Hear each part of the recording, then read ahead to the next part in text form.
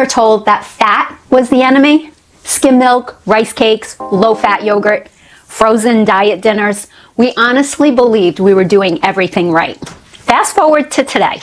You're eating less than you did in your 30s. You're trying to stay active, yet you're exhausted, and the weight keeps showing up around the middle.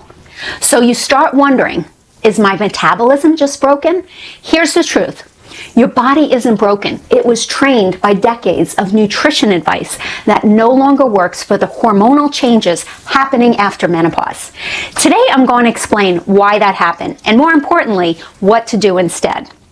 For decades, we were taught one simple rule. If you want to lose weight, eat less fat. It sounded logical. Fat has more calories. So less fat must equal less body fat. But something happened that nobody talked about. When food manufacturers removed the fat, they had to make the food taste good somehow. So what did they replace it with? Sugar, refined starches, artificial flavors, and ingredients designed to keep you coming back for another bite. The result? Millions of women unknowingly spent years eating foods that kept their blood sugar and one very important hormone we'll talk about in a minute constantly elevated. Let's take a simple example. Imagine eating a bowl of low-fat strawberry yogurt. It sounds healthy, but many of those yogurts had as much sugar as a candy bar. The fat was removed, the protein was often low, so manufacturers added sugar to make it taste better. Then maybe you'd snack on rice cakes, pretzels, fat-free cookies because they were marketed as healthy.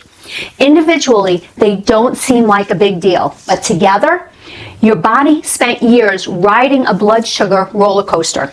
Every time blood sugar rises, your pancreas releases insulin. Think of insulin like a storage manager. Its job is to move nutrients into your cells. That's helpful. But when insulin stays elevated most of the day, your body spends less time tapping into stored body fat for energy. It simply stays in storage mode longer. Now, here's where menopause changes the picture. As estrogen naturally declines, your body also becomes less sensitive to insulin. That's called insulin resistance. Don't let the name intimidate you. Here's an easy way to think about it. Think of insulin as a key. Back in the day, that one key easily unlocked every door. But now, the locks have gotten rusty, and the key just doesn't work like it used to. To compensate, your body has to pump out way more insulin just to get the exact same job done. And remember, higher insulin means your body spends more time storing energy and less time accessing stored fat. That's why so many women tell me, I'm eating less than ever, but I can't lose this belly. It's frustrating, and it makes you think you simply need more willpower. But this isn't about laziness. It's about understanding how your body works today, not how it worked at 30. Here's the good news. You don't have to starve yourself. You don't have to eliminate carbohydrates. And you definitely don't have to live on rice cakes ever again. Instead, start replacing processed low-fat foods with real whole foods. Think eggs instead of fat-free cereal, avocados instead of fat-free crackers, Greek yogurt with nuts instead of sugary low-fat yogurt, salmon instead of frozen diet meals, olive oil instead of fat-free dressing, real butter instead of highly processed spreads. Healthy fats slow digestion. They help keep blood sugar steadier. They help you stay full longer, and when you pair healthy fats with plenty of protein and fiber, you're creating meals that work with your hormones instead of constantly fighting them. Here's one tiny habit I want you to try this week. Don't overhaul your entire diet. Just stack one better choice onto something you're already doing. If you normally eat toast in the morning, add 2 eggs. If you eat an apple, add a handful of walnuts. If you make a salad, add avocado and grilled chicken. Small changes practiced consistently beat dramatic diets every single time.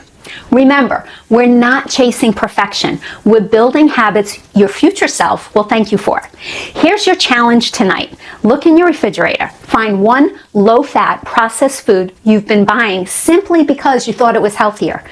Comment below with the word swapped. Then tell me what whole food option you're going to replace it with. I read every comment and I'd love to celebrate that win with you. And if today's video made you realize your metabolism isn't broken, it's simply responding to years of outdated nutrition advice, then you'll definitely want to watch the next video, because I break down how to build a protein-first plate that naturally keeps you full, supports muscle after menopause, and makes healthy eating feel effortless. Click that video right here because it's the perfect next step. Thanks for watching.